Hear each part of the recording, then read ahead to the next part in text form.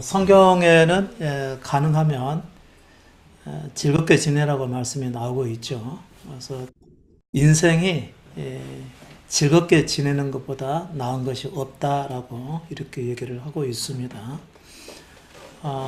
우리 주님께서도 수고하고 무거운 짐진 자들아 다 내게로 오라 내가 너희를 쉬게 하리라 이렇게 말씀을 하시죠.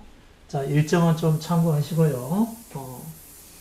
예수께서 우리에게 말씀하시기를 쉼을 얘기하시죠.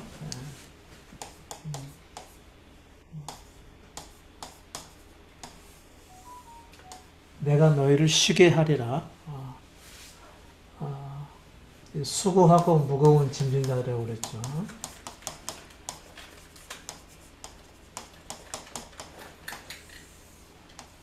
인생이 아주 힘들죠. 예, 여러분께서는 여기 이제 오셔서 복음의 말씀을 듣다가 내려놔야 될 그런 부분들을 계속해서 말씀을 듣고 계시죠. 내려놓아야 된다고 하는 것이 그분의 말씀이기도 하지만 삶의 지혜이기도 하죠.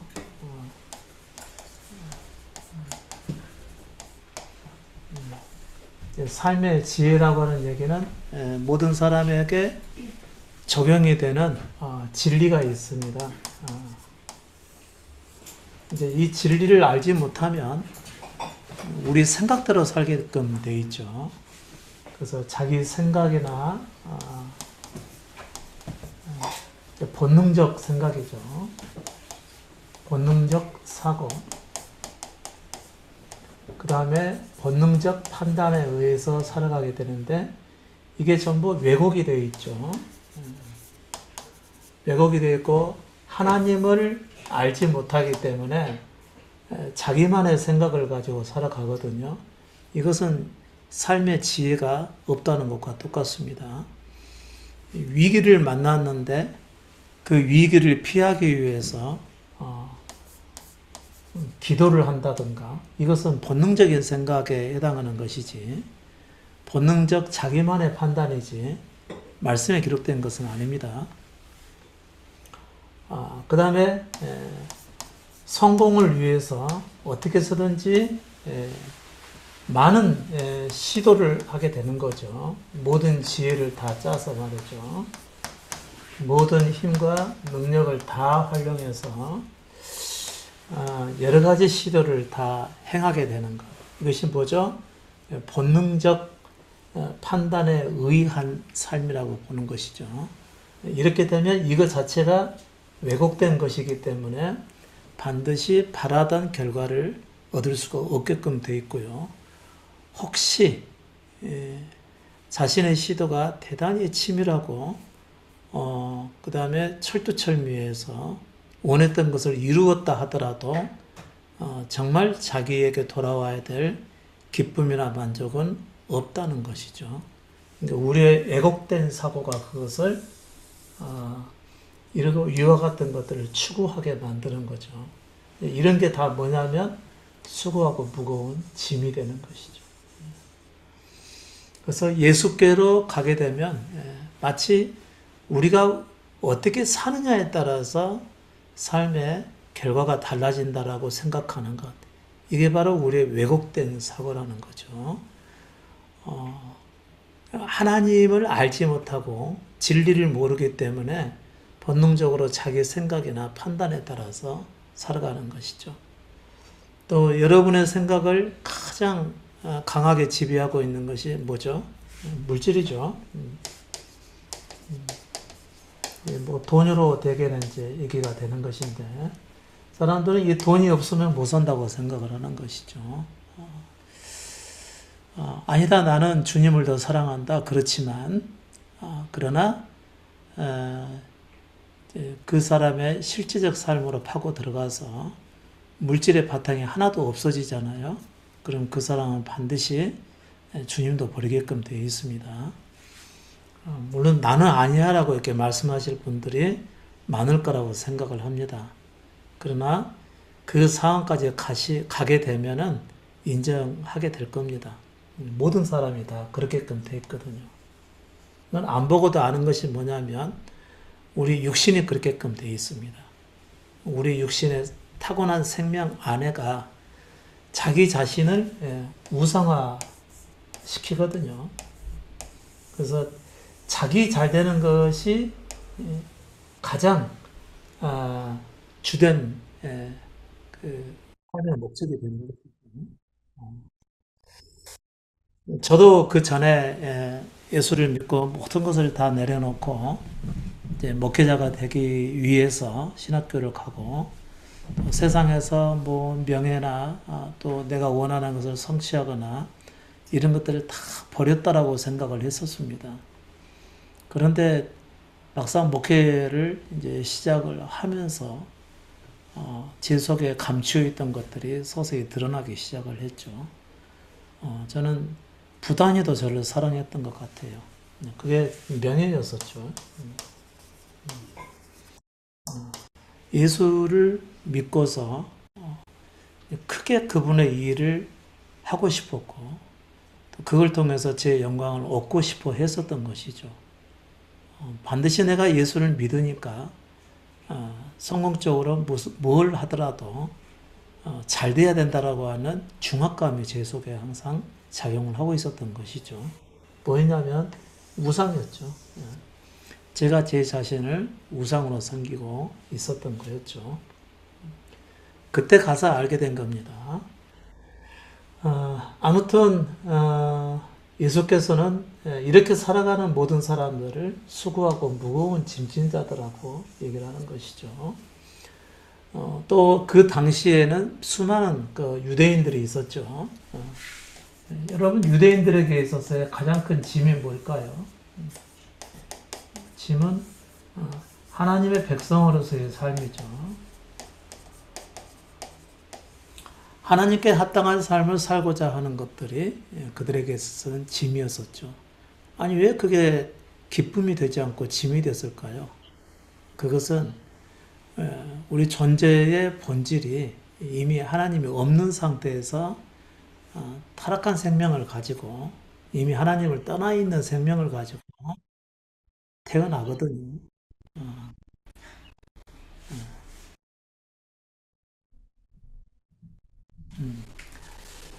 어, 그러니까 거룩하게 살 수 없는 사람들이 하나님의 말씀을 받아서 거룩하게 살려고 하는 것이 짐이 되는 것입니다.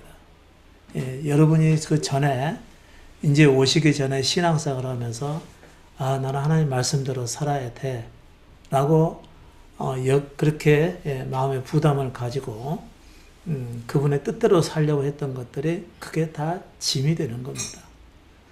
그래서 예수 그리스도께서는 그 수고하고 무거운 짐을 다 맡기라고 말씀하시는 것이죠.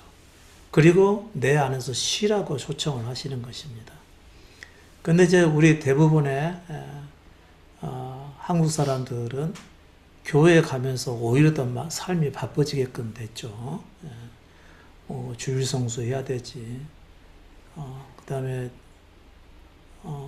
주일에는 새벽 기도에서부터 저녁 예배까지 아니면 오후 예배까지 그리고 이제 저녁에 있는 무슨 다른 모임까지 기도회 모임까지 그렇게 하고 그 다음에 말씀 안에서 살기 위해서 힘써야 되고 공부해야 되고 또 기도회에 참여해야 되고 또 하나님 나라를 위해서 뭔가를 해야 되고요.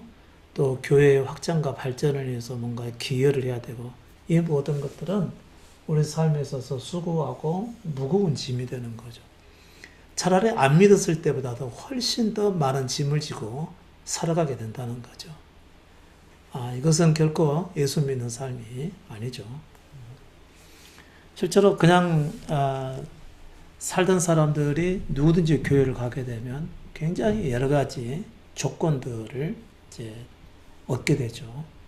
그리고 그것을 자기 삶의 짐으로 이제 여기게 되는 겁니다.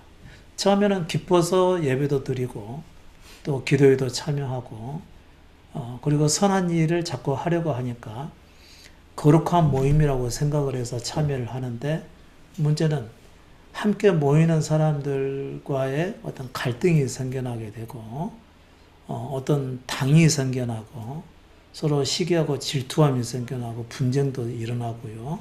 이런 결과들이 막 나타나게 되거든요. 결국은 그런 것들이 모두 수고하고 무거운 짐이 되는 거죠. 또 항상 믿는 사람들의 어깨를 짓누르고 있는 것이 뭡니까? 항상 예배를 먼저 드려야 되고 기도해야 되고 어디서든지. 그래서 뭐 하다못해 뭐 처음 방문하는 사람 집에 들어가서도 기도하고 먼저 만남을 갖게 되고요. 또 믿는 사람들끼리 서로 만나더라도 먼저 기도하고 해야 되고요. 또 밥 먹기 전에 뭐 기도가 되든 안 되든 간에 일단 기도부터 하게 되고, 그리고 항상 더 많은 시간을 기도해야 된다라고 하는 마음의 부담을 짊어지게 되죠. 그리고 많은 사람들을 전도해야 된다고 하는 그 부담도 있고요. 그리고 말씀 안에서 생활해야 된다는 것. 혹시라도 말씀을 벗어나서 살아가는 것이 경험이 되면 그것 때문에 굉장히 마음 아파하면서 다시 기도하면서 재헌신을 해야 되고, 또 말씀 안에서 살기를 다시 작정을 해야 되는 이런 일의 계속적인 반복이 있는 거죠. 그러나 말씀대로는 안 사라지는 거죠. 왜죠? 우리는 이미 하나님이 없는 채로 세상에 탄생을 했고, 하나님이 요구하시는 그 거룩한 말씀은 지킬 수 없는 존재임에도 불구하고 그것을 지켜야 된다는 사고 속에서 살기 때문에 그런 것입니다. 지금도 수많은 믿는 사람들을 속이고 있는 게 뭐죠? 내가 말씀대로 살면 살 수 있다라고 여기는 것 아니겠습니까? 그런 것들이 우리 삶에 있어서 실제적인 짐인데 그걸 짐으로 여기지 않는다는 거죠. 왜냐하면 이미 예수 그리스도를 믿고 있으니까. 근데 이제 그들이 생각하는 믿음이라고 하는 것은 성경에 나와 있는 실제적인 믿음과는 굉장히 거리가 멉니다. 그러니까 예수를 믿어도 더 많은 짐을 얹게 되는 거지 결코 쉼이라고 하는 것이 없는 거죠. 저도 이 십자가 복음을 알기 전에는 얼마나 많은 짐을 지고 살았는지 모릅니다. 그래서 단 하루도 발을 쭉 뻗고 잠을 자본 적이 없을 정도였었죠. 항상 제 마음 중심을 누르고 있는 것은 교회의 부흥과 발전이었던 거죠. 어떻게 해서든지 이 개척된 교회를 좀 세우고 좀 크게 목회를 해야 된다라고 하는 마음의 부담이 늘 작용을 하고 있었던 것이죠. 그러니까 좀 더 많이 성경을 읽고 또 말씀을 묵상해야 되고 또 기도하면서 하나님의 능력과 권능으로 또 목회를 해야 된다라고 하는 마음의 부담이 늘 있었던 것이죠. 그 무게가 얼마나 무거웠는지 모릅니다. 근데 그때 당시에는 그것을 다 누구나 다 그렇게 해야 되는 걸로 여겼기 때문에 짐으로는 생각하지 않았지만 실제로는 제게 있어서는 엄청난 큰 짐이었었죠. 전도는 해야 되는데 전도는 안 되지. 그 다음에 오셨던 분들이 더 들어와야 될 상황인데도 나가는 사람은 있고 들어오는 사람은 없지. 그렇게 했을 때 제 마음은 굉장히 부서져 가기 시작을 했던 것이죠. 그게 모두 제 짐이었었던 것입니다. 차라리 예수 안 믿고 사는 것이 훨씬 나을 것 같다는 생각도 한 적이 있었습니다. 이게 예수 믿는 건가? 마음의 중압감, 그 부담감, 그 짐은 이루 말할 수 없이 컸었죠. 그리고 항상 이 말씀 앞에서 저는 의문점을 가지고 있었던 것이죠. 이상하다. 예수를 믿으면 그분께서 모든 짐을 다 내려놓고 쉬라고 말씀하셨는데 나는 쉼이 없는 것 같다라는 생각을 자주 하게 됐었죠. 얼마나 많은 수많은 그 교회들이 교회 건물 밖에다가 수고하고 무거운 짐진 자들아 다 내게로 오라. 내가 너희를 쉬게 하리라. 그러면 그 수많은 사람들의 삶의 무게에 눌려 있다가 그 글귀를 보게 되면 예수 믿으면 쉴 수 있겠구나라고 하는 희망을 가지고 교회를 가죠. 근데 교회에서는 막상 교회를 출석하게 되면 얼마나 많은 짐을 떠안게 됩니까? 주일성수 하세요. 뭐 11조 하세요. 또 뭐 헌금 하세요. 또 새로운 성전 건축 헌금 하세요. 뭐 그리고 감사를 많이 하면 할수록 좋다고 그러죠. 어떤 경우에는 뭐 절대 그런 일이 있어서는 안 되지만 헌금을 한 사람만 기도를 축복 기도를 해주는 그것도 있고요. 아주 이상한 일들이 굉장히 이제 많이 생기게 되죠. 거기다가 뭐 책을 읽어야 되고 또 뭐 기독교 고전도 읽어야 되고 성경도 몇 장 읽었는지 계속 체크하죠. 구역 예배 드렸는데 계속 체크했습니다. 몇 장 읽으셨어요? 몇 장 읽으셨어요? 그러면 성경 내용은 알지는 못해도 몇 장 읽었다고 얘기를 해줘야 되잖아요. 또 때로는 우리 구역 식구들이 좀 더 좋은 성적을 거두기 위해서 그냥 거짓으로 이렇게 몇 장 읽었다고 쓰는 것도 있고요. 그러니까 오히려 더 짐이 굉장히 많아지는 것이죠. 그러니까 예수님께서는 분명히 말씀하셨죠. 너희가 천국문 앞에서 천국에 들어가지도 않고 천국에 들어가려고 하는 사람에게 너희보다 더 배나 무거운 짐을 지운다고요. 그것이 유대인들에게 하셨던 말씀인데 그것은 똑같이 오늘날의 기독교인들도 오늘날의 교회들도 똑같이 그렇게 새로운 신자가 오게 되면 그렇게 많은 짐을 지우고 있다라고 하는 사실입니다. 그것을 알았을 때는 훨씬 이제 뒤에 알게 된 거죠. 아무튼 그리스도께서 우리에게 말씀하실 때는 힘을 주기 위한 것이죠. 우리가 살 때 얼마나 잘 믿어보려고 수고하고 무거운 짐을 살게 됩니까? 단 한 번도 매일매일 성경 읽고 묵상을 하는데 단 한 번도 말씀대로 살았다라고 자부하는 날이 거의 없을 정도였습니다. 아주 10년 이상, 뭐 15년, 거의 20년에 이르기까지 생명의 삶 책자를 가지고 그걸로 큐티를 하고 그렇게 함에도 불구하고 말이죠. 단 한 번도 말씀대로 살았다고 자부해 본 적이 없어요. 그러니까 항상 마음에 중압감이 커져 있었던 것이죠. 그게 곧 수고하고 무거운 짐이라는 거죠. 더더구나 목회자의 입장에 되니까 더 많이 기도해야 된다고 하는 그런 또 어떤 제가 세운 저를 향하는 율법이 또 하나 있어서 그 율법을 지키기 위해서 무지 힘을 쓰죠. 그래서 반드시 무릎 꿇고 기도를 해야 되고 또 손을 들고 기도해야 되고 부르짖으면서 기도해야 되고 이런 기도하는 삶에 대한 중압감도 상당히 컸었던 것이죠. 거기에는 또 반드시 응답이 있어야 되는 것이죠. 응답은 없지 기도는 해야 되지. 얼마나 그 짐이 컸었겠습니까? 지금 돌아보면은 마음에 생각하기를 그건 정말 지옥이었던 것이죠. 그리고 저는 이제 외향적 성격이 아니고요. 내성적이거든요. 내성적인 사람이 외향적인 사람들, 예수 믿는 외향적 사람들이 목회를 해서 어떤 결과물을 가지고 얘기를 하게 되면 나도 믿으니까 할 수 있다라고 생각은 되지만 막상 뛰어들어서 하려고 그러면 잘 안 되는 거였었죠. 이제 그런 것에서부터 시작을 해서요. 얼마나 많이 힘들었는지 몰라요. 아마 여러분도 다르지 않았을 거예요. 어떤 사람들 뭐 교회 안에서 똑같이 기도하고 전도 활동을 하는데 어떤 사람들은 전도가 많이 해오고 어떤 사람은 아무리 전도하려고 해도 입조차 떨어지지 않는 이런 경우 많지 않았습니까? 근데 마치 위로부터 능력을 받지 못해서 그런 걸로 생각을 하고 또 능력받기 위해서 얼마나 또 부르짖으면서 은혜를 구하지 않았었습니까? 그럼에도 불구하고 안 됐었던 거죠. 그게 뭐죠? 이게 다 수고하고 무거운 짐인 것이죠. 그런데 예수님께서는 그 무거운 짐을 맡기라고 말씀하셨던 것이죠. 우리는 이 말씀 앞에서 과연 믿음이 무엇인지 분명하게 깨달을 수가 있어야 되는 것이죠. 우리는 이 수고한 무거운 짐을 지면서 항상 뭐에 대한 짐을 지고 살아가는 거죠? 거룩에 대한 짐을 지고 살아가는 것이죠.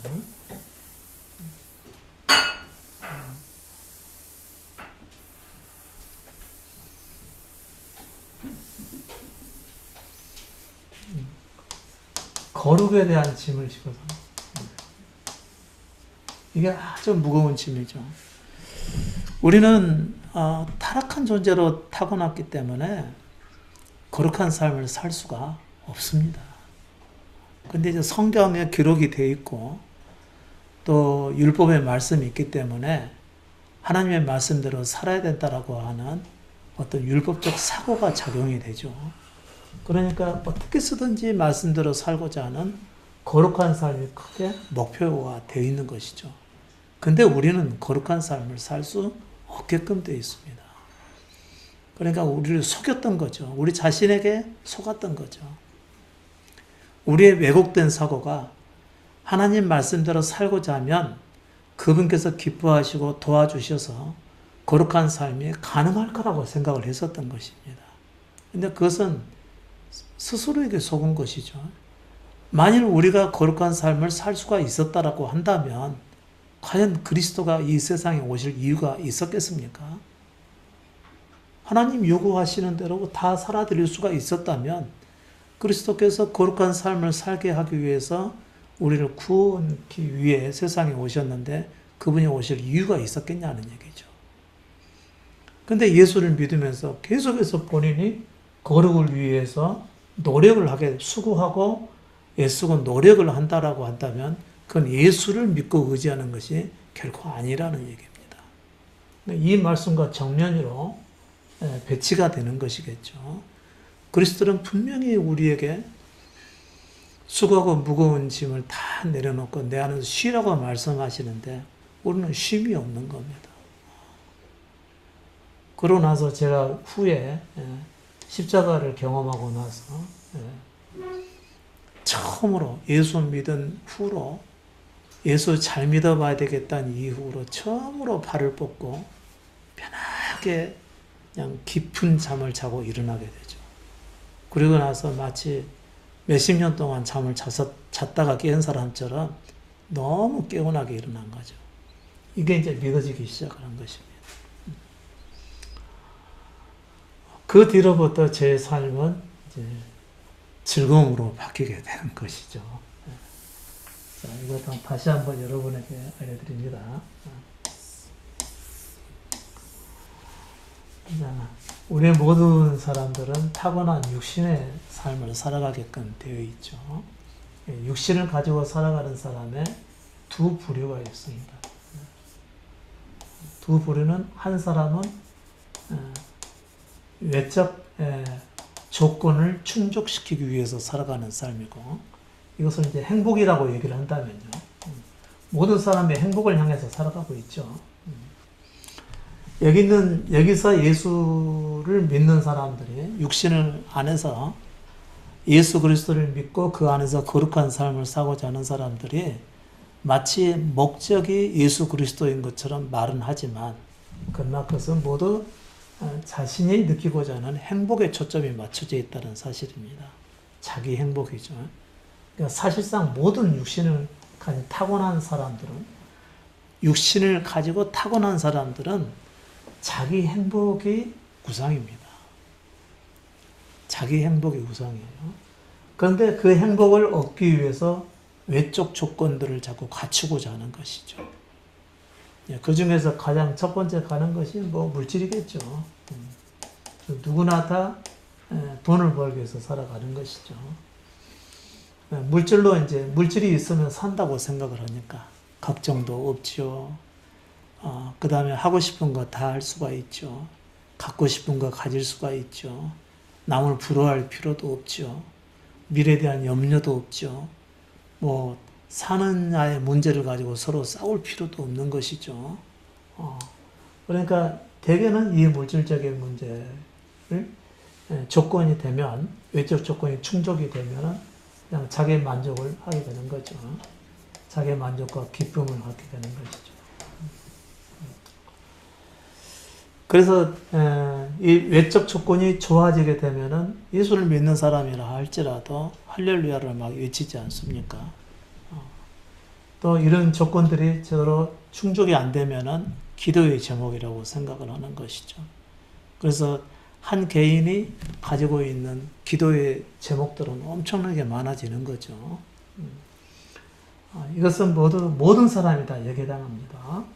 예수를 믿는 사람, 예수를 안 믿는 사람, 비신자, 그 다음에 다른 타 종교를 믿는 사람, 우리가 우리나라에서 가장 많은 또 종교적인 인구는 또 불교인들 아닙니까? 불교인들, 일반적인 기독교인들, 또 그 외에 다른 타 종교인들, 또 기독교에서 말하는 이단이라고 하는 사람들 다 여기에 해당합니다. 모두가 다 자기 존재에 어떤 이상을 실현하는 데 있다는 것이죠. 이게 우상이죠, 절제하게요. 이런 사람들이죠. 그러니까 외적 조건을 채우기 위해서 부단히 힘쓰고 노력하고 애쓰는 것이죠. 그러니까 예수를 믿는다 하더라도 자유로운 사람들은 거의 없습니다. 반드시 예배를 드려야 되지, 기도를 해야 되지, 또 말씀 안에서 살기를 힘써야 되지. 예수는 믿지만 삶도 따라가야 된다고 생각을 하고 그와 같은 모든 행위 중심의 삶이 여기에 포함이 되는 것이죠. 그래서 행위 중심의 삶을 살게 됩니다. 이건 전부 외적 조건을 만족시키기 위한 것이죠. 그러니까 우리가 예수를 믿고 교회를 다니면서도 예배를 드렸냐 안 드렸냐, 기도를 했냐 안 드렸냐, 교회에서 여러분 다 조사해 봤으니까 아실 겁니다. 기도를 하게 되면 얼마 동안 하느냐, 어떻게 하느냐, 얼마나 길게 하느냐, 얼마나 자주 하느냐, 계속 행위를 가지고 얘기를 하는 것이죠. 예배를 드렸느냐 안 드렸느냐, 가정예배 드리느냐 드리지 않느냐, 직장에서도 예배를 드리냐 드리지 않느냐, 성경 말씀을 공부를 하느냐, 묵상을 하고 있느냐 안 하느냐, 계속 행위를 가지고 얘기를 하는 것이죠. 실제로 예수는 믿지만 이 사람들은 행위로 살아가는 사람들이죠. 또 일반 불교에서도 계속해서 이렇게 염주 놀리면서 부처님의 말씀에 합당하게 살기 위해서 저들도 굉장히 노력하고요. 그다음 가끔 운동하다 보면은요, 묵주 돌리면서 이렇게 운동하시는 우리 또 천주교인들도 계시죠. 이거 다 외적 조건들을 만족시키기 위한 것들입니다. 이것은 본래적인 사람들이 살아가는 모든 것들이죠. 혹시 어떤 사람들은 교회를 다니지 않는다 하더라도, 천주교나 불교나 다른 우리가 말하는 다른 타종교나 이단 종교 이런 데를 안 다닌다 할지라도 그 사람들은 전부 자기를 주장하고 있는 것이 내가 어떻게 해야 잘 사느냐. 이 사람들도 다 행위에 붙들려 있는 것이죠. 이것은 심히 왜곡된 상태에 있는 사람이라는 것이죠. 그런데 이제 여기에서 참된 행복을 찾는 사람이 나타나게 되죠. 제가 그 예로서 쇼펜하우어라는 사람을 제가 여러분께 예를 들어서 얘기를 했습니다. 이 사람이 이런 얘기를 했어요.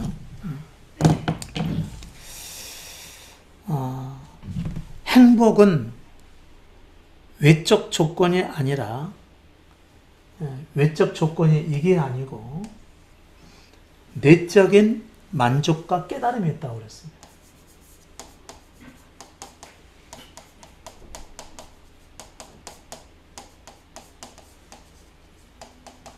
이것은 이제 쇼펜하우어가 한참을 외적 조건을 추구하면서 살다가 이게 아닌 것 같다 해서 본질적인 문제로 이제 돌아오게 되죠. 그리고 사람의 내면에서 행복의 조건을 찾다가 나중에 이제 그 안에서 본인이 만족을 이제 갖게 되고 여기 안에서 행복과 즐거움을 찾게 됩니다. 그래서 외적 조건에서 내적인 만족과 깨달음으로 이렇게 이동을 하는 데 있어서 반드시 거쳐야 될 것이 뭐냐면 그것을 고통이라고 했던 것이죠.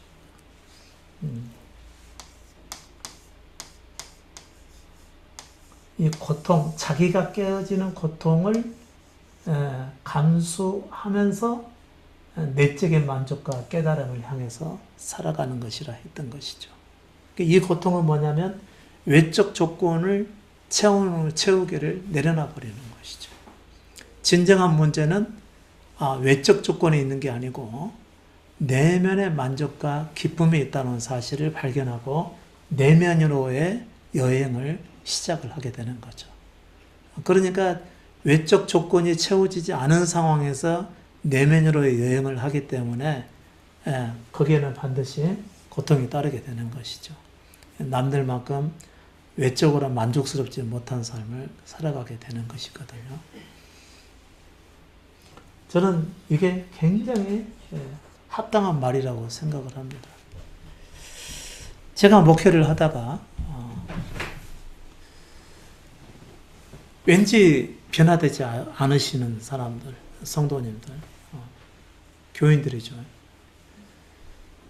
이상하다. 분명하게 제가 배웠던 것처럼 말씀 중심의 삶을 살기 위해서 제자 훈련을 하고 또 거기에 따른 기도 훈련을 하고 그리고 어떻게 해서든지 말씀 안에서 살기 위한 모든 노력을 다 해야 되는 그런 상황에서 가르침의 연속은 계속 있는데 이분들이 따라하는 겉모습으로 따라서 하기는 하는데 저와 같은 변화를 경험하지 못하고 있는 것으로 보이더라고요. 그래서 고민을 한 거죠. 과연 이게 목회인가? 라는 의심이 들기 시작했었습니다.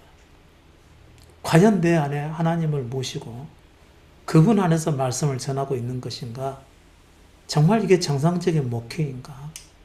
정말 교인들의 호주머니를 들어서 헌금으로 받아 그걸 가지고 성전을 세우는 것만이 하나님 나라 확장하는 것인가? 이런 의문이 들기 시작했던 것이죠.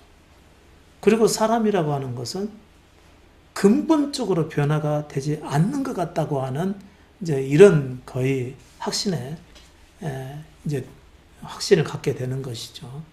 이건 겉으로 열심히 신앙생활을 하게 해봐야 근본적인 변화가 안 되면 이것은 정상적인 그리스도인의 삶을 살아갈 수 없다는 결론에 이르게 되는 것이죠. 거기서부터 제가 다시 복음을 찾기 시작하게 된 것이죠. 결국은 외적인 것을 추구하다가 다른 교회들과 같이 외적 어떤 보이는 모습으로서의 교회를 위해 목회를 하기 시작을 했다가 본질적인 변화가 없이는 진정한 그리스도인의 삶을 살 수 없다는 결론에 이르게 되니까 이제 외적 부흥에 대한 모든 활동들을 다 접어두게 됩니다. 그런 과정에서 저는 이제 고통을 경험하게 되는 것이겠죠. 모든 게 부족하죠. 외적인 것이. 먹는 것도, 쓰는 것도, 또 사용하는 물질도 모든 게 부족하고 그 다음에 말라가고 그 다음에 공급이 안 되고 이런 상황을 경험을 하게 되는 것이죠. 그러나 진정한 믿음은 결국은 외적 조건을 만족시키는 데 있지 않다는 것이 너무 분명하니까 찾기 시작을 했었던 것이죠. 여기에 분명히 이런 외적인 삶에서 내적 삶으로 바뀌어갈 때 반드시 이 고통이 감수돼야 되는 이런 문제이죠. 설편에도 이런 과정을 거쳤다라고 하는 얘기입니다. 그래서 그는 이제 후에 내적 만족과 깨달음을 계속해서 추구하면서 사람을 알아가게 되고 또 인간이라고 하는 존재를 알아가서 결국은 그 안에서 자유함을 누리고 즐거움을 향해 살아가게 되는 것이죠. 우리가 아는 그 전도서에 있는 말씀도 사람이 어떨 때가 가장 나은 삶이냐 그것은 즐거워하는 것이라고 기록이 되어 있습니다. 솔로몬의 말에 전도서 2장 24절 말씀에 이렇게 말씀이 나와 있어요. 사람이 먹고 마시며 수고하는 가운데 심령으로 낙을 누리게 하는 것보다 나은 것이 없나니 그렇습니다. 심령으로 낙을 누리는 것, 마음으로 즐거워하는 것보다 나은 것이 없다라고 하는 것이죠. 자, 그래서 말씀을 한번 보시죠. 사람이 먹고 마시며 자, 수고함으로 심령의 낙을 누리는 것보다 나은 것입니다. 심령의 즐거움을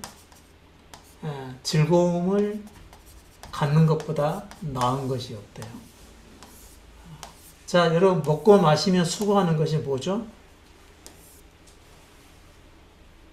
먹고 마시며 수고하는 게 뭐예요?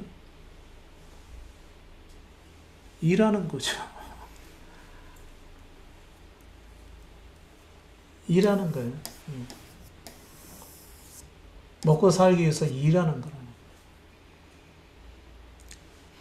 자기가 해야 될 일을 행하고 거기에 따라서 거둬들인 것으로 마음의 만족스러움과 또 즐거움을 위해서 살아가는 것, 이것보다 더 나은 것이 없더라는 것이죠. 여기서는 많이 벌고 조금 벌고가 들어가 있지 않습니다.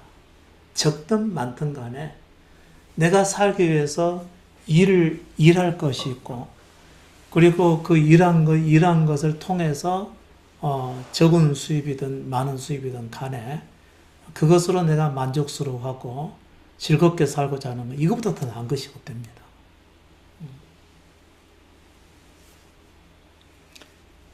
내가 이것도 본즉 이것은 하나님의 손에서 나는 것이라 이렇게 얘기를 했어요. 하나님의 손에서 나는 것이라. 그렇다면 마음으로 즐겁게 살아가는 것은 누구에게 비롯된 것이라고요? 하나님에게서 비롯된 것이래요. 여러분, 굉장히 이게 쉬운 일인 것 같지만 이것처럼 어려운 일입니다.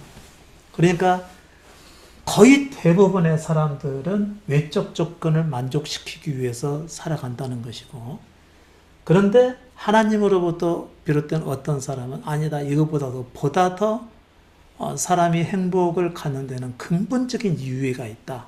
그렇게 해서 내면을 향해서 살아가는 것. 이게 바로 심령의 만족, 다시 말하면 마음의 즐거움을 얘기하는 것이라는 거죠. 그러니까 반드시 벌어들인 것을 가지고 왕성한 활동을 한다든지, 그 자신의 즐거움을 위해서 외적 활동을 통해서 만족을 시킨다든가 이런 게 아니고, 외적 즐거움을 가지고 채우겠다는 게 아니고 마음의 즐거움을 얻고자 한다는 것이죠. 그래서 쇼펜하우어 같은 사람은 외적적인 아니라 내적인 만족과 깨달음이 있다는 사실, 이렇게 전환되는 것이 하나님으로부터 아마 그렇다고 해서 이 사람이 예수를 믿는다든가 이런 의미는 아니지만 보다 근본적인 문제를 해결하고자 하는 시도를 하게 되는 것은 하나님으로부터 나는 것이라, 그런 얘기를 하는 거죠. 근데 이제 낙서가 많이 됐는데, 여러분, 일에 해당하시는 분들이 거의 대부분입니다. 제가 미리 말씀해 드렸지만 지금도 여러분은 이 사회를 오가고 계시죠.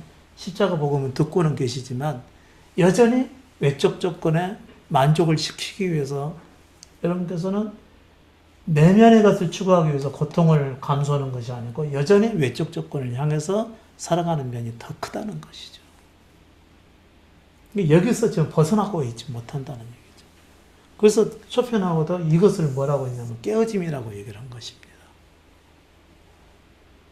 저의 깨어짐은 언제였었죠? 목회를 하다가 근본적인 변화가 있지 않고서는 정상적인 그리스도인의 삶을 살아갈 수 없다는 그 결론에 이르렀을 때, 외적인 것을 추구하다가 내면의 문제를, 그리고 이 참된 믿음을 발견해서 이 믿음 안에서 새롭게 서지 않으면 이건 안 되는 문제구나 라고 하는 결론에 도달한 것이 곧 내적 삶을 향한 계기가 됐던 것이죠. 근데 솔로몬이 하는 얘기가 뭐냐면요, 사람이 먹고 마시며 수고하며 살아가는 것은 결국에는 마음의 즐거움을 얻고자 하는 것이라는 얘기죠. 이것이 하나님에게서 나는 것이랍니다. 저는요, 아마 여러분들께서도 일반적인 교회에서 신앙생활을 하시다가 우리에게는 보다 근본적인 문제가 있는데 자기의 존재 자체가 바뀌지 않고서는 이거 안 되는 문제구나. 아무리 하나님 뜻대로 살고자 하고 거룩한 삶을 살고자 하지만 그 외적으로 추구하는 것 가지고서는 결코 참된 믿음의 삶을 살아낼 수 없구나라고 하는 결론에 이르신 분들은요, 내면을 향한 믿음의 삶을 추구하게 돼 있다는 것이죠. 그것을 깨어짐이라고 얘기를 할 수가 있다는 얘기입니다. 제가 이 얘기를 이제 잠깐 하다가 제 그 남양주에서 우리 장로님 아들과 잠깐 얘기한 적이 있었는데, 그 아들의 친구가 하나 있었대요. 젊어서 교회를 이제 20대 때 교회를 다니고 그랬었는데, 친구 하나가 그렇게 죄 지으면 안 된다, 거룩한 삶을 살아야 된다, 말씀 중심으로 살아야 된다, 이것을 그렇게 강조하면서 얘기를 했었더라는 거죠. 근데 그 친구가 그렇게 거룩한 삶을 향한 욕망이 컸었는데 군대를 갔다 오더니 그런 얘기를 하더래요. 내가 예전에 왜 그렇게 살았었는지 모르겠다 하면서 군대 갔다 오면서 바뀌게 된 겁니다. 뭘 보고 바뀌었냐면은 자기도 별 수 없다는 사실을 알게 된 거죠. 자기도 별 수 없더라는 거죠. 그러니까 군대 가기 전까지는 교회 목사님이 죄 짓지 말고 말씀 안에서 철저하게 거룩한 삶을 살아야 된다라고 하는 것을 계속해서 주문했던 것이고, 그 다음에 그 청년부 담당 전도사도 역시 똑같이 그렇게 닥달을 했었던 것이죠. 본인도 그렇게 생각했으니까 그것을 옳게 여기고 받아들였었던 것이죠. 근데 군대 생활하면서 생각이 바뀌어버린 겁니다. 그것은 자기도 별 수 없다라는 것을 보게 된 것이죠. 여기서 깨어짐이 온 겁니다. 그래서 내가 왜 그렇게 갑갑하게 살았었는지 몰랐다라면서 그때 그 얘기를 한다는 것이죠. 결국 그 청년이 다녔던 교회 목사님이나 전도사님이나 그 청년이 군대를 다녀오기 전에 가졌던 그 청년의 수준이나 여러분 같은 것 같아요? 틀린 것 같아요? 똑같다는 것이죠. 근데 아직 그 교회 목사님이나 그 청년부 전도사는 이 깨어짐에 해당하지 않았겠죠. 아, 그 안에서 못 사는구나. 이게 깨져야 된다는 것이죠.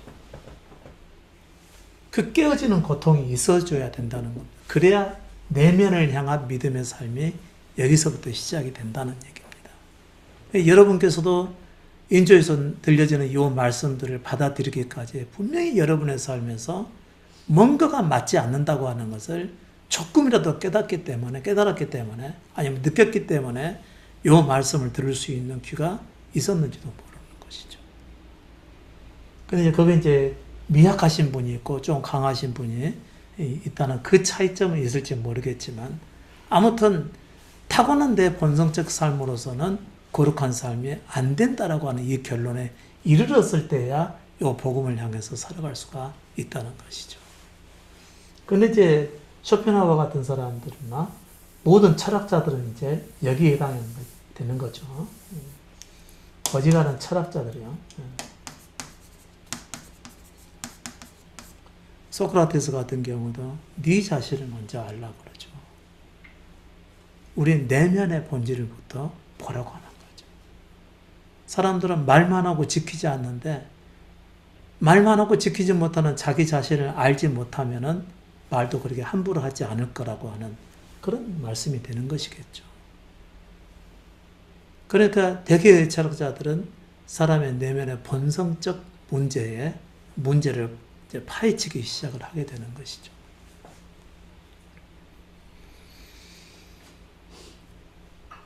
우리나라의 철학자도 한 사람이 있죠. 정약용 같은 사람들. 여러분 그 철학자들의 말을 결코 우습게 들으시면 안 됩니다. 이 사람들은 그래도 이 육신으로 살아가는 삶에 있어서 그래도 가장 합당한 삶, 행복한 삶, 그리고 정상적인 삶을 계속해서 추구해왔던 사람들이기 때문에 자기들 나름대로 정립해 놓은 어떤 원칙들이 있었던 것이죠. 이 원칙들을 한번 들어보시겠어요? 쇼펜하우어가 인생 명언 7가지를 이렇게 책에서 이렇게 써놓은 것이 보이는데, 첫 번째가 뭐냐면, 늦게 일어나서 아침을 짧게 하지 마라. 근데 정약용도 비슷한 얘기를 합니다. 반드시 해 뜨기 전에 일어나라 그런 거예요.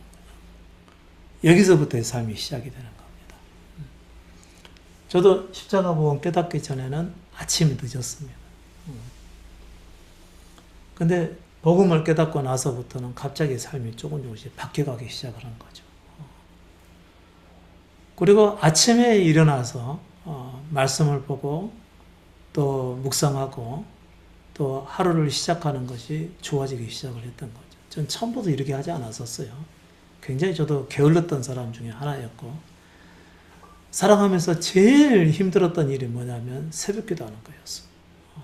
처음에 목회자가 되고 내가 될 수 있을까라고 막 의심을 했던 것도 뭐냐면 아침에 못 일어나니까. 그런 거였었는데 이건 자연스럽게 이제 되어져 가게 되더라고요. 나이가 먹어서가 아니고 십자가를 경험한 이후서부터 그냥 자연적으로 그렇게 되어져 버렸던 것이죠. 그러면서 또 삶이 상당 부분 달라진 부분이 생겨나게 된 겁니다. 근데 이것은 이제 그냥 드리는 말씀이고요. 정약용 같은 절제하고 절제하라 그런 거죠. 반드시 여기에서는 적게 먹으라고 들어가 있습니다. 소식하라는 것이죠. 마음껏 먹는 거 중요하겠지만 그것은 결코 우리의 내적 삶을 추구하는데 도움이 되지 않는다 이런 얘기겠죠. 거기다 겸손하라. 그 다음에 머리를 믿지 말고 손을 믿으라 그랬어요. 성경에 있는 말씀과 비슷하죠. 육신대로 살지 말라 이런 얘기입니다. 눈에 보이는 대로 살지 말고 네 생각을 믿지 말라. 네 손을 믿어라 그러는 거예요. 행하지 않으면 안 된다는 것이죠. 생각으로만 운하고 안 하는 사람들이 있거든요. 그러니까 되게 이런 그 철학자들의 말들은요, 거의 다 내면의 문제를 다루고 있다고 하는 거죠. 쇼펜하우어의 말을 또 다른 얘기를 들어보죠. 좌절을 경험한 사람은 자신만의 역사를 갖게 된다. 좌절을 경험한 사람은 자신만의 역사를 갖게 된다. 그리고 인생을 통찰할 수 있는 지혜의 길에 들어선다. 이렇게 얘기하는 겁니다. 이거 굉장히 우리가 귀 기울여 드려야 될 말이죠. 좌절을 경험한 사람만이 좌절을 경험했을 때만이 자신만의 역사가 시작된다는 거죠. 좌절은 뭐죠? 나로서는 안 되는구나 라고 하는 것을 경험한 것이죠. 아직도 이 육신 가운데 있는 이 1단계에 해당하시는 분들은 거의가 다 좌절을 경험하지 않았기 때문에 여전히 자기 중심적 삶을 살아가게 되는 것이죠. 그런데 쇼펜하우 같은 사람은 이 좌절을 경험했던 것이죠. 그러고 나면서부터 자신만의 역사가 시작됐다는 것입니다.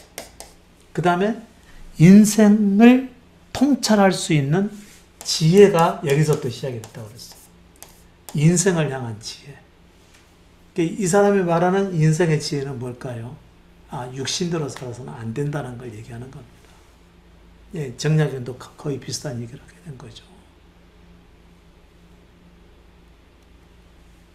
그러니까 요 단계를 넘어가지 못하시는 분들은 대개 이런 단계가 과정이 없어 깨어짐의 단계가 없었다는 얘기입니다. 제가 외적 목회를 하다가 내적 믿음으로 돌아서게 된 것도 바로 이런 상황이 있었기 때문에 가능했던 것이죠. 요즘 그 마흔에 읽는 쇼펜하우어라고 하는 책이 베스트셀러에 지금 올라와 있죠.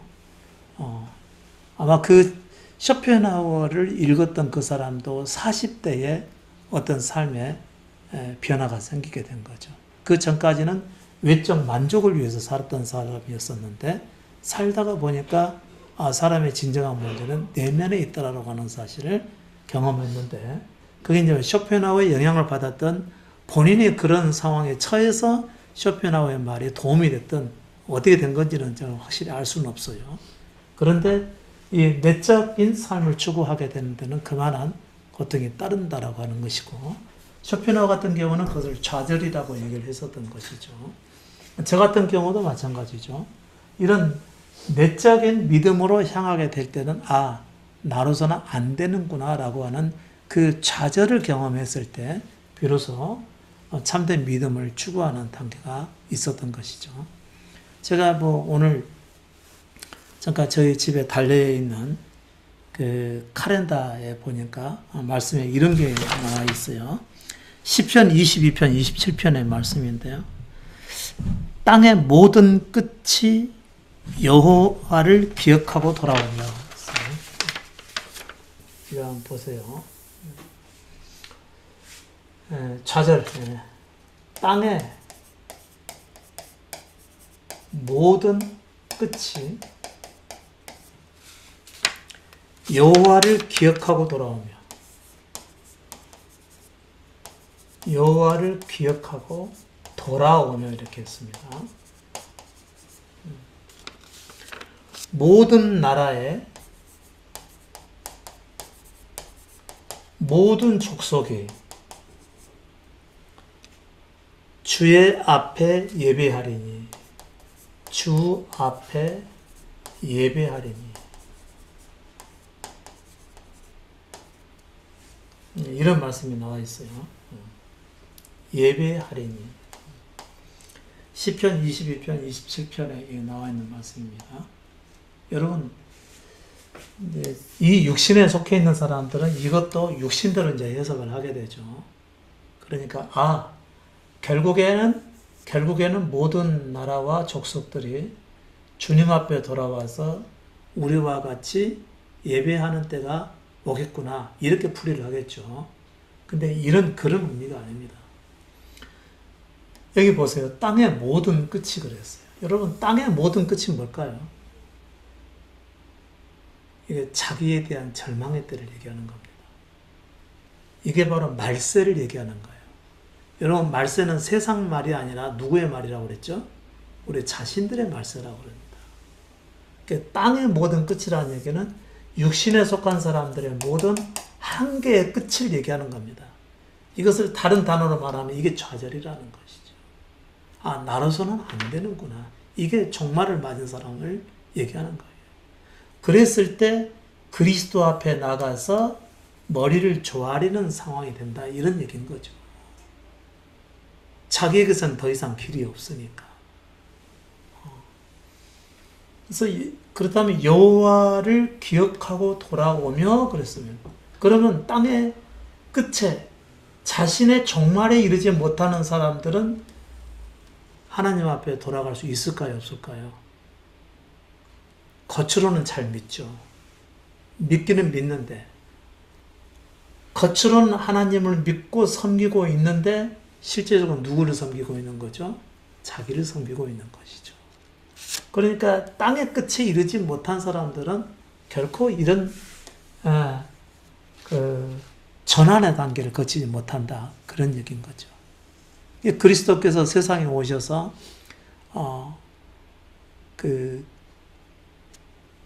말세가 가까워왔다고 말씀하시고요. 그리고 천국이 가까웠다고 말씀하십니다. 말세를 만난 자에게 하나님의 나라의 복음을 증거하게 되셨던 것이죠.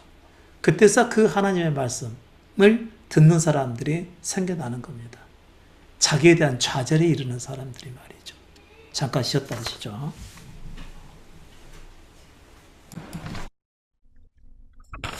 자, 다시 한번 말씀해 드릴게요. 자, 세상에는 여러분, 이 십자가를 제가 여기 그려드리는데 이것은 우리 존재의 죽음을 의미하는 겁니다. 자, 그 다음에 세상 사람들 두 부류로 나눈다고 그랬었죠. 첫 번째, 똑같이 첫 번째 사람들은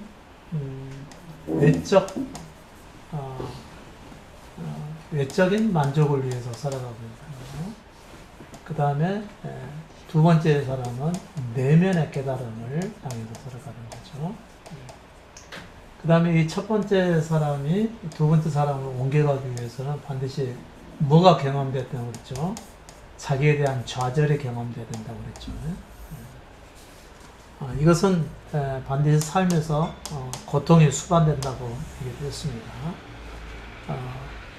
외적 만족을 향해 서는 사람들이 내적인 것을 추구하게 될 때는 믿는 사람일 경우에는 반드시 본질을 추구하는 깨달음이 있어야 된다고 그랬었죠. 그래서 여기는 대부분의 모든 사람들이 여기에 해당이 되고, 두 번째 사람들은 내면으로의 여행을 시작하는 철학자들이 여기에 해당된다. 이것은 뭐 동양 철학자이든 서양 철학자이든 그 다음에 국내 철학자이든 간에 다 동일합니다. 정상적인 그 참된 행복의 문제는 내면의 만족이 있다고 하는 것을 강조를 하죠. 이 내면의 만족에 있다라고 하는 것을 강조를 하는 이 사람들이 마음으로부터 자유함을 얻고 상당한 즐거움을 경험하게 되는 것이죠. 근데 이제 여기에 해당하시는 분들은 즐거움을 경험하게 되는데 외적인 즐거움에 해당하는 것이죠. 외적 즐거움은 거의 순간적이죠. 거의 순간적이어서 잠시 있다가 없어져 버리는 거죠. 만약 여러분이 지금도 세상에 대한 소유로 인해서 만족감을 추구하고 있다라고 한다면은 그것은 여러분이 속는 거라 그런 얘기인 거죠. 잠시 있다가 없어지는 겁니다. 그것을 얻고자 하는 과정이 있고 얻게 되었을 때 얻는 순간 없어져 버리는 거예요. 결국은 속임이라고 제가 얘기를 하지요. 이게 바로 육적인 삶을 살아가는 사람이고, 이 둘을 합쳐서 우리는 자기가 사는 거랍니다. 나로 사는 것이죠. 자기가 사는 것이고, 여기에 있는 이 십자가 전후에 있는 사람을 이렇게 나눠보자면 여기는 예수 그리스도로 살아가는 사람을 얘기하는 겁니다. 그러면 나에 대해서 죽어야 그리스도로 살아가는 믿음의 삶이 가능하다는 얘기겠죠. 그러니까 여기서의 믿음은 결코 믿음이 아니라는 것이죠. 우리는 대개 여기서의 믿음의 삶을 살아왔던 것이죠. 자기 자신이 죽지 않는 거죠. 자기 자신을 내려놓지 않는 거죠. 그러니까 여전히 외적인 만족을 향해서 살아가는 겁니다. 예수를 믿는다 하더라도 여전히 외적인 삶을 보이기 위한 삶을 살아가고 외적인 소유를 가지고 만족을 삼으려 하고요. 또 그 안에서 자기의 만족과 기쁨을 찾으려 하는 것이죠. 따라서 여기서는 계속해서 정욕적인 삶을 살아갈 수밖에 없습니다. 교회를 지어도 큰 교회를 지으려고 하고, 선교를 하더라도 많은 곳에 선교를 하려고 하고, 예수를 믿게 하려고 하더라도 많은 사람들을 믿게 하려고 하고요. 큰 일을 행하려고 하고, 거기가 다 육신의 만족, 외적인 만족에 달려있고, 그리고 보이는 영광에 있습니다. 이런 경우는 거의 다 예수는 믿지만 정상적인 믿음에서 너무나 멀리 떨어져 있는 것이죠. 근데 이런 여기서 믿으신 분들은 자기 십자가가 없다 그런 얘기인 거죠. 우리가 말하는 믿음이라고 하는 것은 이런 단계를 거쳐야 되는데, 십자가를 향해 거쳐야 되는데 외적 삶을 향해서 살던 사람들이 본질적 변화를 추구하면서 알아가다가 이후에 믿음의 모든 말씀들이 내면의 변화를 꾀하는 그리스도의 말씀이라는 사실을 깨닫고, 철학자들이 이와 같은 면하고 비슷하지만 여기에서 한 걸음 더 나가서 자기 안에서 어떤 가치도 없다는 사실을 십자가를 통해서 보게 되는 것이죠. 그리고 하나의 결론에 이르게 됩니다. 나에 대해서 죽고 그리스도로 살아가는 것만이 진리의 삶이라는 사실을 이때 깨닫게 되는 것이죠. 그러니까 이 믿음의 삶을 살아가는 사람들은 이 철학자들의 말을 결코 무시하지 않게 됩니다. 그러니까 여러분도 마찬가지죠. 참된 믿음을 향해서 살아가는데 내가 그들의 말과 같이 사라지든 사라지지 않든지 간에 일단 내면에 우리의 본질적인 문제에 대한 해답을 제시를 해주고 있고요. 우리의 정상적인 자기 스스로가 결코 나아질 수 없는 존재라는 사실도 이 내면의 여행을 통해서 깨닫게 되는 겁니다. 그러면서 거기서부터 자유함을 얻게 되고 있는 그대로를 즐거워하는 단계에 들어가게 되는 것이죠. 제가 여러분에게 올렸던 글 중에 한 가지가 있는데 그래서 한 가지를 더 한번 살펴보면요. 이용까지 갖고 있나?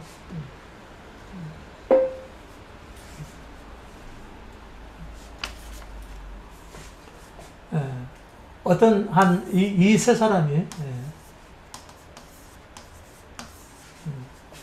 낚시를 하고 있었습니다. 바닷가에서 낚시를 하고 있죠. 바닷가에서 낚시를 하는데 낚시하는 것은 이 세 사람이 다 똑같은 모습이죠. 겉으로 볼 때는 다 똑같아요. 근데 이 사람은 뭐죠? 철저하게 타고난 생명 안에서 살아가기 때문에 타고난 생명은 뭐죠? 항상 정욕적이죠. 자기 원하는 것을 추구하고 만족이 되어야만 이 사람들은 행복감을 느끼는 사람인 거죠. 그러니까 굉장히 감각적 삶을 살아가는다 그랬죠.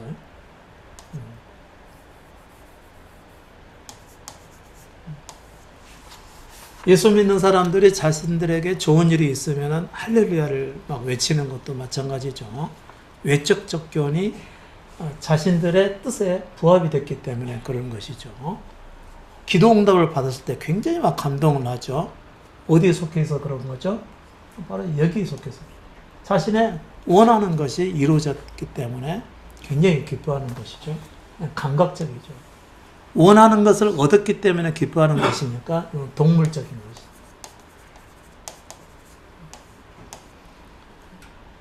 것이죠. 철저하게 자연인에 해당하는 삶을 살아가는 것이죠. 이런 사람들이 무슨 예수를 믿고 그 다음에 종교적 삶을 살아가고 그 다음에 무슨 수행을 하고 뭐 여러 가지 어떤 종교적 삶을 산다 하더라도 결코 여기서 벗어날 수가 없습니다. 근데 이 단계에서 벗어나기 위해서는 반드시 뭘 경험한다고 그랬죠? 좌절을 경험해야 된다고 그랬죠. 자기에 대한 좌절이요. 그러면서 행복의 조건을 내적 조건에 맞춰서 살아가는 거죠. 그런데 사람은 스스로가 변화가 되지 않기 때문에 이후에 이르는 모든 조건들을 그냥 자신에게 있는 여러 가지 불리한 조건들을 다 수용하고 받아들이게 되는 거죠.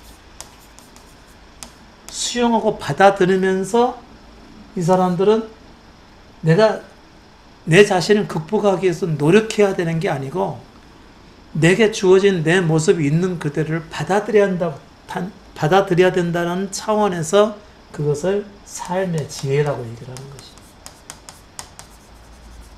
이 지혜가 없는 사람들은 계속해서 감각적이고 동물적이고 이기적인 삶을 살아갈 수밖에 없겠죠.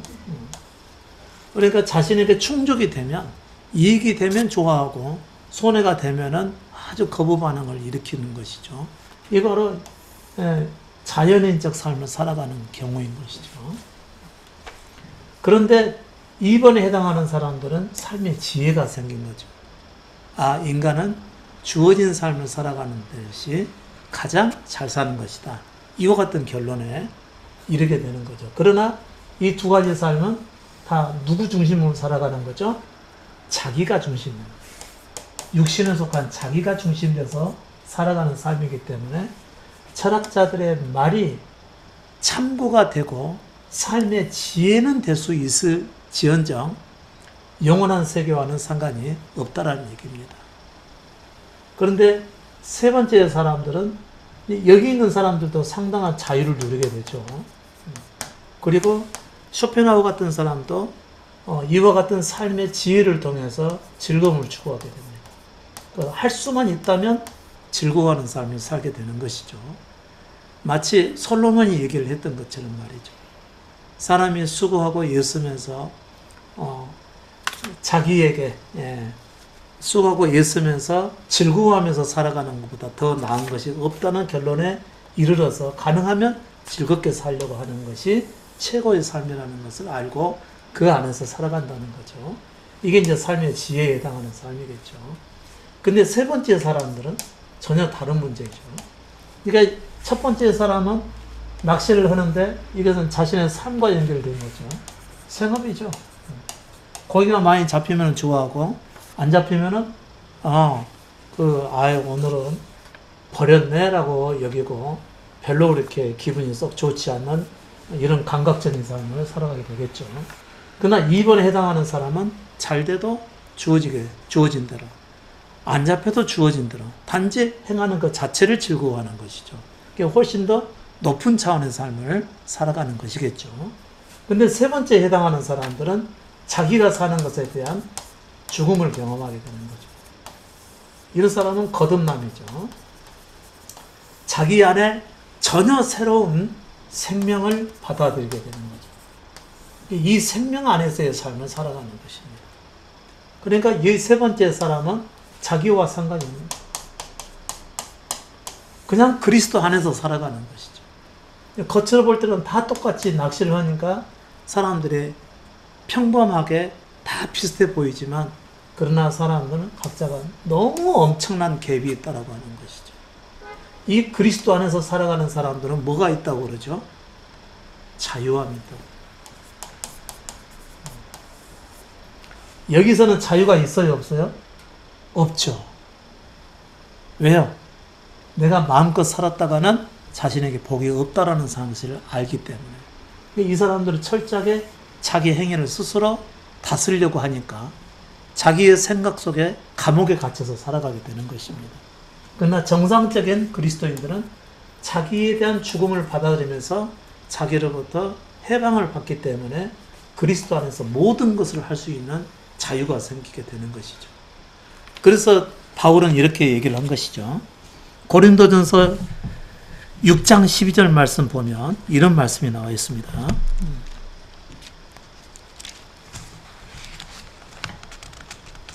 모든 것이 내게 가하나 다 유익한 것이 아니요 모든 것이 내게 가하나 내가 아무에게든지 제재를 받지 아니하리라. 이런 말씀이 나와 있죠.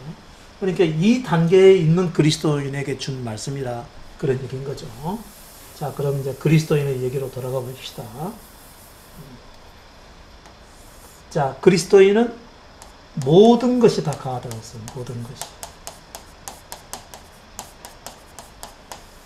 물론 모든 것이 다 가하지만 모든 게 다 유익한 것은 아니라고 그랬어요.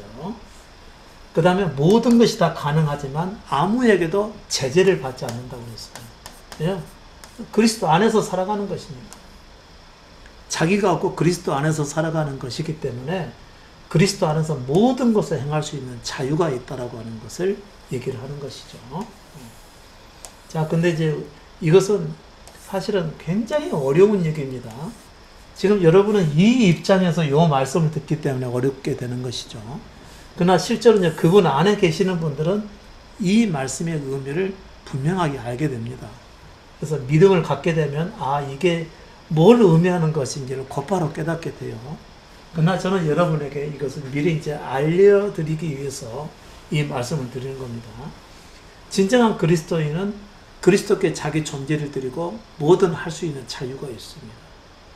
단지 그렇다고 해서 모든 것이 다 유익하다고 하는 것은 아니죠. 그래서 갈라디아서 5장 말씀을 보게 되면 이런 말씀이 나와 있어요. 육체의 일에 대해서 나옵니다. 믿는 사람이면 이렇게 행할 수 없다라고 하는 것이 나와 있어요. 육체의 일은 현저하니 곧 음행과 더러운 것과 호색과 우상 숭배와 술수와 원수 맺는 것과 분쟁과 시기와 분냄과 당 짓는 것과 불리함과 이단과 투기와 술취함과 방탕함과 또 그와 같은 것들이다. 이런 일을 하는 자들은 하나님의 나라를 유업으로 받지 못할 것이요. 이렇게 하겠습니다.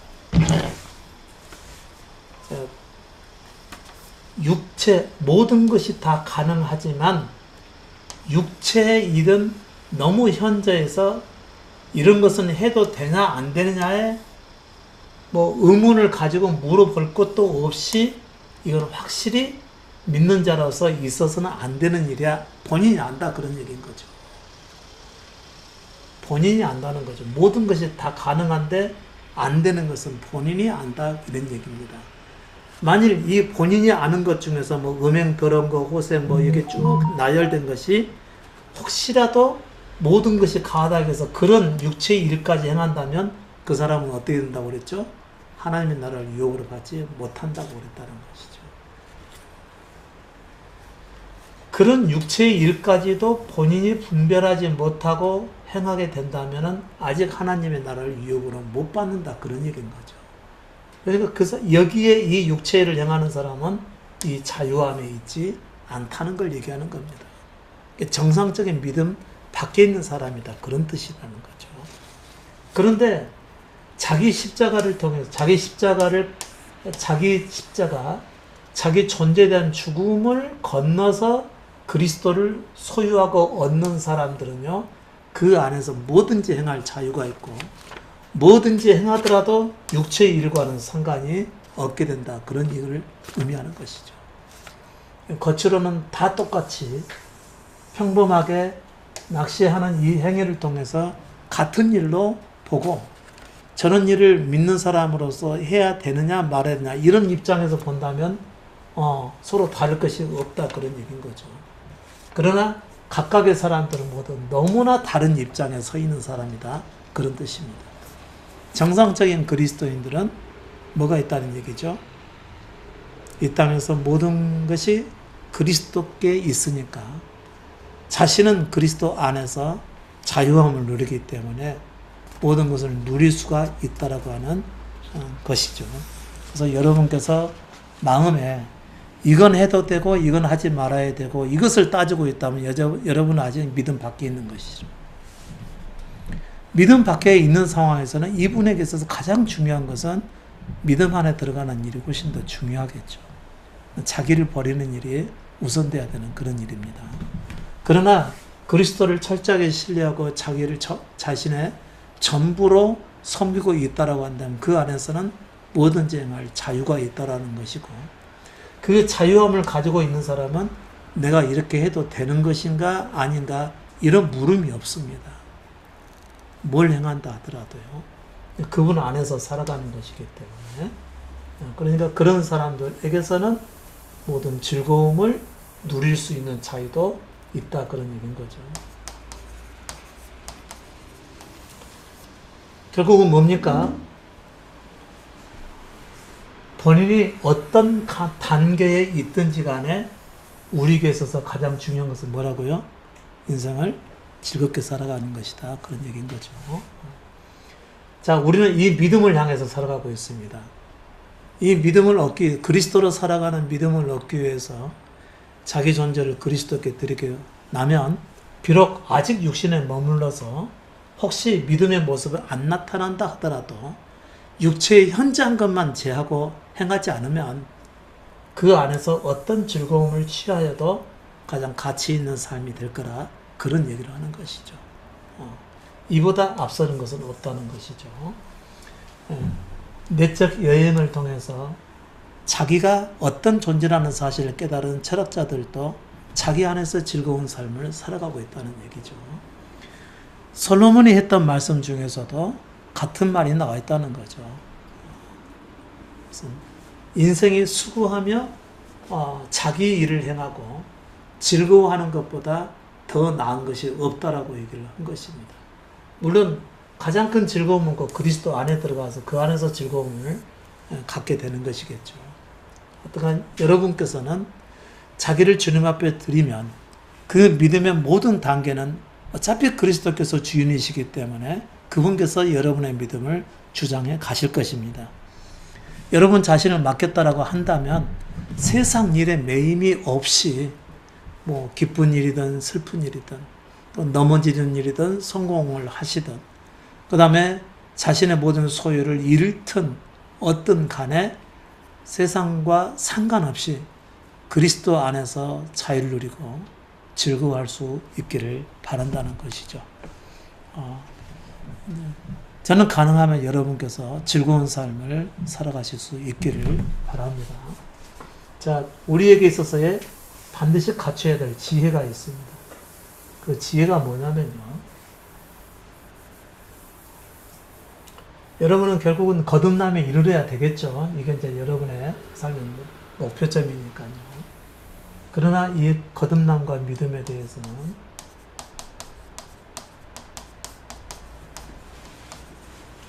여러분께서 이 문제를 그리스도께 드렸다면, 예수 그리스도께 드렸다면, 이것은 여러분에게 달린 겁니까? 그리스도께 달린 겁니까? 그리스도께 달린 것이겠죠. 그리고 나서 여러분은 주어진 삶 안에서 즐거워하십니다. 살다 보면 힘든 일도 있습니다. 그러나 그 힘든 일은 누구에게서 비롯된 것이죠?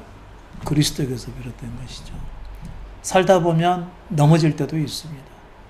실패할 때도 있고요. 그리고 정말 가슴 아픈 일을 당할 수도 있습니다. 그러나 환경에 매임이 없이 여러분은 즐거워할 수 있기를 바란다는 거죠.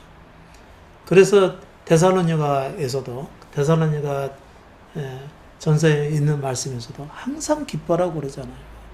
그만큼 그리스도께 모든 것을 맡겨드리고 여러분은 할 수 있는 범위 안에서는 하루하루를 매일 즐겁게 살아갈 수 있기를 바란다는 것이죠. 여러분의 삶은 그분께 달려 있습니다. 여러분이 전폭적으로 자신을 그분 앞에 온전히 드렸다라면 그분 안에서 완전한 자유를 얻을 거라고 하는 것이죠. 그리고 여러분의 마음에 원하는 것을 다 하셔도 되는 문제입니다. 어디에 가더라도 그분 안에 있는 것이고 어디에서 무슨 일을 행하더라도 그분 안에서 행하는 일이라는 것이죠. 자꾸 의문을 품고 마치 일에 있는 사람처럼 내 행위에 따라서 결과가 달라질 걸로 무서워할 필요가 없다는 것이죠. 그리스도께서 우리에게 권유하시는 것처럼 우리의 모든 문제를 다 맡겨버리시라는 거죠. 우리가 수고하고 무거운 그 짐, 내가 열심히 행하고 잘 행하면은 그에 따르는 결과도 얻을 것이라고 하는 것은 우리가 잘못 알고 있는 우리의 수고로운 짐입니다. 이런 모든 짐을 그리스도께 다 온전히 맡겨버리시라는 것이죠. 그리고 할 수 있는 범위 안에서 육체의 일은 피하시고 육체는 너무 현저하니까 그런 것들은 내려놓으시고 그런 것만 아니라고 한다면 하실 수 있는 모든 것을 다 행하시고 또 즐거운 가운데서 지내시라 그런 얘기인 거죠. 여러분의 삶은 언제 끝나죠? 여러분은 언제 육신을 벗게 됩니까? 언제 벗을지 모릅니다. 그러니까 오늘 즐겁게 살아가는 것이 지혜가 되는 것이겠죠. 믿음에 대한 부분은 그분께 맡겨드리고 만족스럽지 못한 일이 있다 할지라도 성화 부리지 마시고 내 뜻대로 진행이 되지 않는다 해서 조급해하지 마시고 또 절망스러워하지 마시고 인생은 우리에게 달린 것이 아니니까 내게 주어진 삶의 범위 안에서 할 수만 있다면 즐겁게 살아가실 수 있기를 바랍니다. 그래서 진정한 믿음을 가진 사람들은 어린아이와 같이 심각하지 아니하고 즐거운 가운데서 살아갈 수가 있게 되는 것이죠. 가능하면 여러분 할 수 있는 모든 것 다 하십시오. 여행, 또 뭐 취미생활, 독서, 또 뭐가 있죠? 여러 가지 여기에 다 포함되겠네요. 취미, 여행, 독서, 그 다음에 내적인 삶, 이 모든 것들을 여러분 마음에 즐거워하는 대로 다 행하십시오. 여러분의 기질과 성향에 따라서 서로 다른 삶의 모습으로 나타나겠지만 하고 싶어하는 모든 것을 행하시라는 것이죠. 제가 언젠가 이 십자가 복음을 전했을 때 굉장히 음악을 좋아하시던 어느 사모님이 계셨는데 자신이 사모이고 여기 1번에 해당하는 일반 교회의 사모님이시기 때문에 가능한 한 절제를 해갖고 행하지 않으셨죠. 그렇게 하다가 이 자유케 하는 이 우리의 복음을 듣고 나서부터는 그분이 본래부터 좋아했던 음악을 굉장히 사랑하고 이때서부터 처녀 때 해보지 못했던 그 좋았던 음악을 믿음 때문에 못했던 것들을 지금부터 이제 하게 되는 그런 결과도 있었던 것이죠. 이거 한다고 해서 육체의 현저한 일과 상관이 없는 것이죠. 그것만 아니라고 한다면 얼마든지 가하니까 하셔도 되는 문제라는 거죠. 스스로 여러분 마음에 속된 것과 거룩한 것을 분리시켜서 이건 해도 되고 이건 하지 말아야 되고 이런 거 가질 필요가 없습니다. 육체의 현저한 일만 아니라고 한다면 그리스도께 맡겨드리고 하고 싶은 것들을 행하실 수 있기를 바랍니다. 그렇게 하시면 혹시 거듭남에 이르지 못한다 할지라도 후회됨이 없을 테니까 말이죠. 물론 그래서는 안 되겠죠.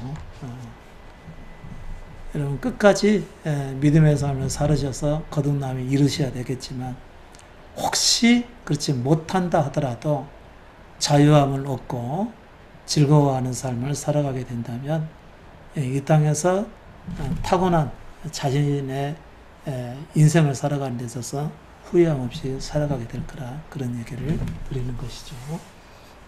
그러니까 죄스러워하지 마시고 그 다음에 어떤 짐으로 여기지 마시고 또 거룩하게 살아야 된다고 하는 강박감 속에서 살지 마시고 그리스도께 자신을 드린 이후에는 즐거움의 삶을 살아가실 수 있기를 바랍니다. 적으면 적은 대로 또 자신의 형편이 허락되는 범위 안에서 누리는 것은 전혀 문제가 되지 않습니다. 예전에 우리 여기 일반에 해당하는 오직 교회 중심으로 신앙생활 할 때는 못하는 게 얼마나 많았습니까? 또 제재하는 것도 굉장히 많이 받았고요. 하다못해 일요일날 돈 주고 교통편 이용하는 것조차도 안 된다고 여겼고요. 또 뭔가를 돈을 주고 뭔가 사먹는 것조차도 죄스럽게 여기고 이러지 않았었으니까 이건 완전히 잘못된 이런 믿음이었었고요. 우리는 자기 존재에 대한 죽음을 넘어서 참된 믿음 안에 들어가게 되면 이때야말로 진정한 자유로운 삶이 시작이 된다는 것이죠. 진정한 즐거움을 맛보시고 담대하게 살아가실 수 있기를 바랍니다. 오늘 말씀은 여기서 마치겠습니다.